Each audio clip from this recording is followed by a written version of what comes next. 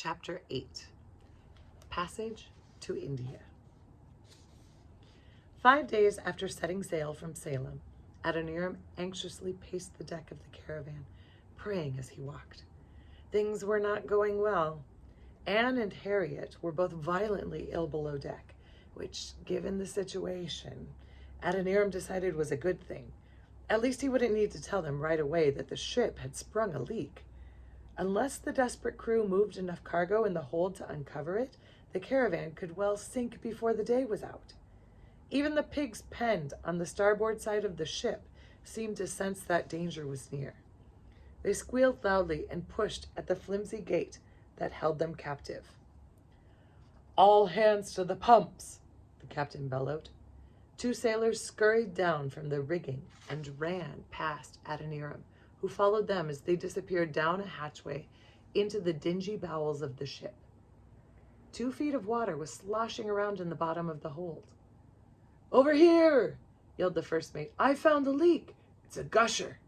We're going to need a bucket of pitch. In the meantime, keep pumping, you lot," he told the sailors, managing the bilge pumps. Water was pouring in between 2 of the planks in the ship's hull. Gently using a knife and a hammer, the first mate jammed some pieces of hemp rope into the gap. The flow of water into the ship slowed.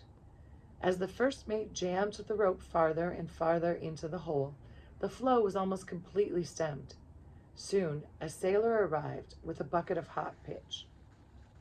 The first mate worked the black goo down into the crack on top of the rope, making sure he used as much of it as possible.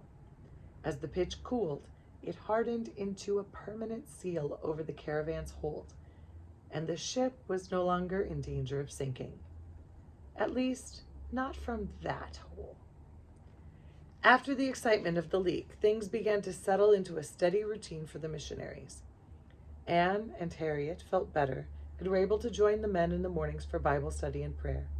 They all ate lunch with the captain and then did their exercise. On his ill-fated trip to England, Adoniram had walked the decks of the packet for exercise, but the caravan was a particularly small vessel, only 260 feet long, and walking her decks was tedious and uninvigorating. To solve the problem, Anne mischievously opened her bag one morning and pulled out 2 jump ropes. Handing one to Adoniram, she laughed. "Here, I bet I can skip without stopping longer than you can." Adoniram broke into loud peals of laughter as he took the rope from his wife.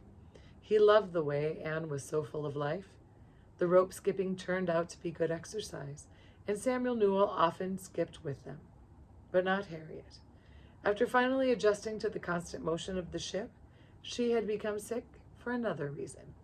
She was pregnant. The baby was expected to arrive in November and, if all went well, in India. The weeks slipped by. As the ship moved south, the weather became hotter and the voyage more monotonous. Once a week, the cook ordered a pig or some chickens killed so there would be fresh meat to eat. Water, though, was rationed because Captain Hurd didn't expect to put into any ports along the way. As far as he was concerned, the less contact they had with others, the less chance they had of being robbed.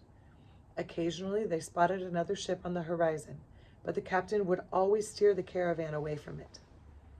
During the voyage, Adoniram had plenty of time for the work he loved: Bible translation.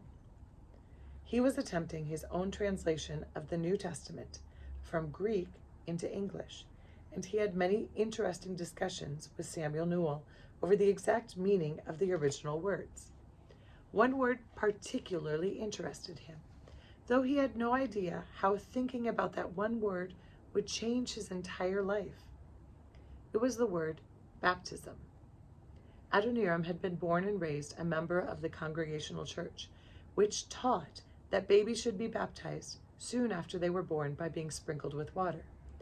Adoniram had been baptized that way himself, and he had always expected to baptize his children in the same manner. But aboard the caravan, somewhere near the equator, he was coming to a disturbing conclusion. As he studied the meaning of the Greek word for baptism, he discovered that it never meant to sprinkle. Rather, it was used to convey the way that Christians in the Bible were immersed into the water in rivers and lakes to be baptized. This was quite a problem for Adoniram. He was one of the first group of congregational missionaries ever to be sent out from America, and even before he had arrived at his destination, he was having doubts about whether the way his church carried out baptisms was correct. He discussed it with Anne, who at first laughed at him. But when Anne realized how the issue was playing on her husband's mind, she tried to reason with him. But Adoniram continued to worry. What should he do after he had converted non-Christians in Burma? Should he sprinkle them with water, or take them to the river and immerse them as the Baptists did? He had no answer, but Anne did. She was a strict Congregationalist. All her family and friends were Congregationalists, and the people who had sponsored their voyage were Congregationalists. Whatever Adoniram decided to do was his business, but she informed him there was no way she was ever going to desert her denomination. Finally, on June 12, 1812, 114 days after setting sail from Salem, Massachusetts, they finally sighted land. According to Captain Hurd, they were off the coast of Orissa, India, and the mountains in the distance were the Golcondas. They sailed on up the Bay of Bengal towards Calcutta, edging closer to the coastline as they did so. Adoniram and Ann Judson and Samuel and Harriet Newell were fascinated by what they saw from the deck of the ship. Banana palms, laden with bunches of bananas, grew near the water's edge. Bananas were a rare and expensive fruit in New England. In fact, none of the four missionaries had ever eaten one, and it amazed them to see so many of them just growing wild. As night fell the following day, the caravan dropped anchor near the mouth of the Hooghly River at the northern end of the Bay of Bengal. There they waited for a pilot to come aboard and guide the ship through the treacherous shallow waters of the river mouth and then on up to Calcutta. The following morning, the pilot arrived and began the careful task of maneuvering the caravan up the Hooghly River, a channel in the Ganges River Delta. The four missionaries stayed on deck the whole time, excited to see their first glimpses of Indian people going about their daily activities. They watched as the ship sailed past brilliant green rice paddies. They observed fishermen casting their nets from the water's edge and women walking along with enormous baskets balanced on their heads. Adoniram tried to take in every detail. He thanked God he had lived long enough to finally see the mission field. At 3 o'clock the following day, they reached Calcutta. And as they docked, Adoniram scanned the rows of ships, looking for any sign of the Harmony. He had no idea whether they had reached India first, or whether the Knotts, Gordon Hall, and Luther Rice would be waiting to meet them when they docked. "No sign of the Harmony," said Captain Hurd, as if reading Adoniram's thoughts. "Still, we can make inquiries when we get to the police station to register your presence. There'll be all kinds of trouble if I don't do that first." The East India Company is very particular about keeping track of all foreigners in India. When the caravan was finally tied up alongside the dock in Calcutta, Adoniram went to find Samuel Newell so that the two of them could accompany Captain Hurd to the police station. In the Newells' cabin, he found Anne and Harriet gorging themselves on bananas and pineapples. "These taste wonderful," said Anne, holding out half a plump banana for Adoniram to try. "This yellow fruit is a pineapple. It's so sweet," she added, pointing to the cut-up chunks of the juicy yellow fruit on the table. Adoniram laughed. He was happy. He was in India, and he knew his wife was going to enjoy the challenges that lay ahead of them. An hour later, though, he was not so happy. The clerk at the police station had been rude and uninterested in their case. He had told them it was foolish to land in Calcutta without written permission from the directors of the East India Company. They ran things in India, and no one could stay without their permission. Adoniram knew this was true for the British, but since he was an American, he had assumed the rules would be different for him. He told the clerk so. "You Americans," the clerk snorted with indignation. "You have no regard for rules, do you? Well, I can tell you this. I doubt you'll get permission to stay here. And all I can do for you is give you a certificate to say you've reported here and pass the whole case on to the East India Company." With that, he stamped some papers and handed them to Adoniram and Samuel. Dejected, the two men left the police station. As they did so, Adoniram pulled a piece of paper from his jacket pocket. "I was wondering if Fort William College is close by," he asked Captain Hurd. "I would like to visit Dr. Carey." "It's about a mile away," replied the captain, "and I hope you get a warmer welcome there than you got at the police station. Come on, I'll show you the way." Captain Hurd led the way through a maze of densely populated streets to Fort William College. William Carey was working in his office.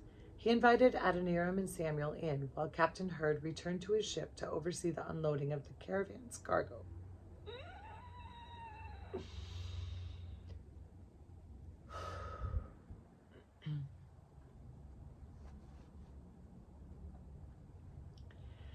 Captain Hurd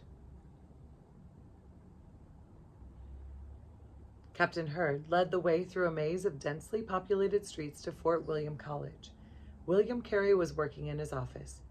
He invited Adoniram and Samuel in while Captain Hurd returned to his ship to oversee the unloading of the caravan's cargo.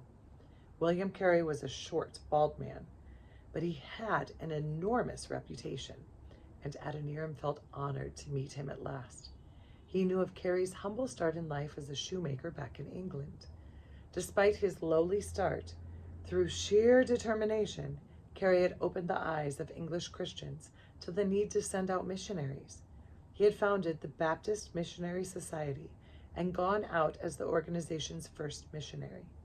His extraordinary ability translating foreign languages had earned him the position of professor of Oriental languages at Fort William College. Of course, Carey also continued his missions work, using his college salary to help support a large missionary community at Serampore, farther up the Hooghly River.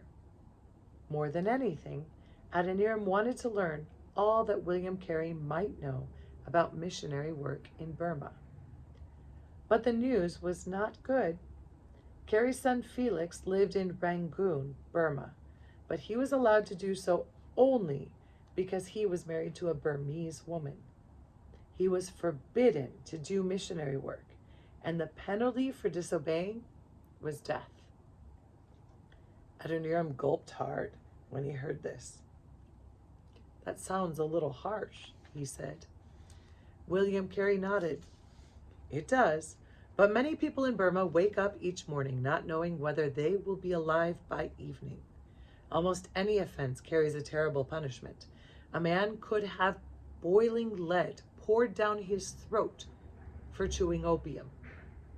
Only 3 months ago, a Burmese commander ordered that 500 of his men be buried alive because they were new recruits and no one had yet told them all the rules.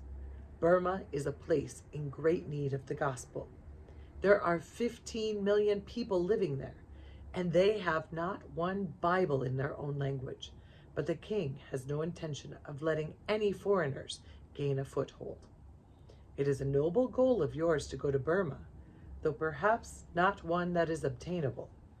But," concluded William Carey, stroking his chin, "you'll have long enough to think about where you should go from here. The important thing is to get permission to stay until your friends arrive. I will do all I can to help. In the meantime, you are welcome to come to Serampore. We would all like to get to know you and your wives better." With the help of William Carey, Adoniram and Samuel were able to get temporary permits that allowed them to stay in India for the time being. Finally, the missionaries said goodbye to Captain Hurd, who had been so kind to them throughout the voyage from Salem. They loaded themselves into a small boat and set off upriver to Serampore, the Danish-controlled enclave William Carey had fled to when the East India Company had tried to expel him from India.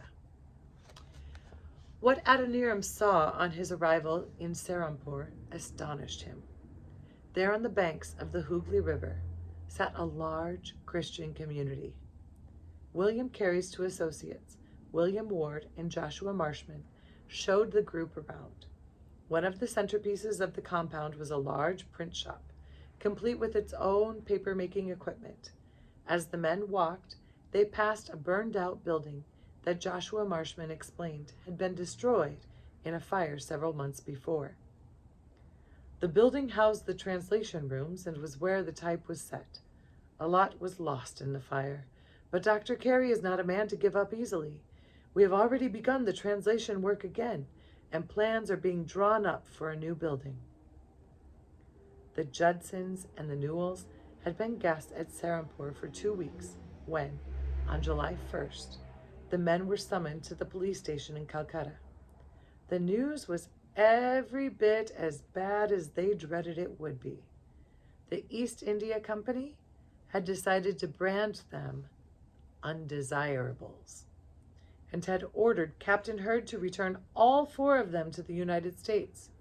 To make sure the captain did so, no port clearance would be given to him unless the 4 missionaries were on board his ship. Adoniram was devastated by the news. He wondered what he should do next. The Harmony had not yet arrived, and how could he ever explain having to return to America? Arriving home on the same ship he'd left on could spell the end to any future American missions. He had hoped to be the first of many successes, not the first failed American missionary. Thoughts swirled through Adoniram's mind as he returned to Serampore. He had come so far, but where could he go now? Burma sounded out of the question, as did any other British-controlled area. The officer of the East India Company had made that very plain at the police station.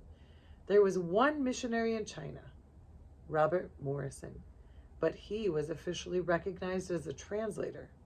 If it became known he was a Christian, or if other missionaries joined him, he would be put to death. Then there were Arabia, Turkey, and Persia.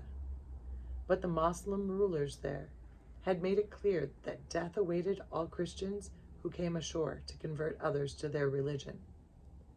Many of Adoniram and Anne's new friends in Calcutta and Serampore urged the couple to return to the United States and become missionaries to the American Indias and the uncharted territories west of the Mississippi River. But Adoniram's heart was not there. He told himself that if William Carey would not give up after such destructive fire, then neither would he. He would find a mission field in East Asia, or he would die trying.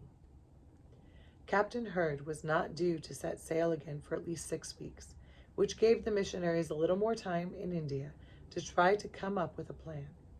Joshua Marshman from the Serampore mission made a trip to Calcutta to see what he could do about the situation. Eventually, he was able to prevail with his contacts in the East India Company, and he was unofficially told that the missionaries would be allowed to find passage on another ship, as long as they headed for the Isle of France, today called Mauritius, in the Western Indian Ocean, and away from East India Company-controlled territory. A ship, the Colonel Gillespie, was found. It was about to set sail for the Isle of France, but it had room for only 2 passengers. Harriet Newell's baby was due in just 3 months, and it was decided that Harriet and Samuel should be the ones to make the trip. That way they could get themselves established in the Isle of France before the baby arrived.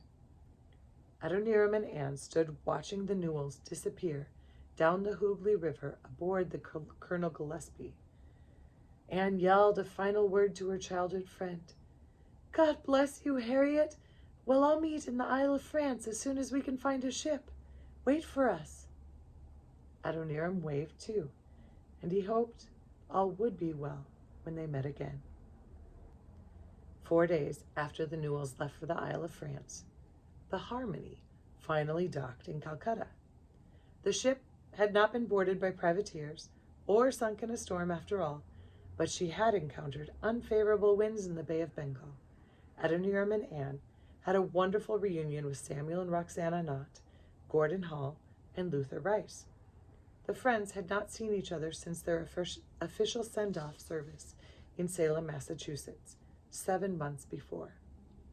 Now they were all safe together in India, but they didn't have long together there. If the East India Company had been unhappy about the Judsons and the Newells being in India, they were furious when 4 more American missionaries arrived. In fact, within days of the Harmony's arrival, the missionaries were informed that they were all being deported to England in a convoy of ships that would soon be setting sail from Calcutta. Adoniram knew they had to do something, and fast.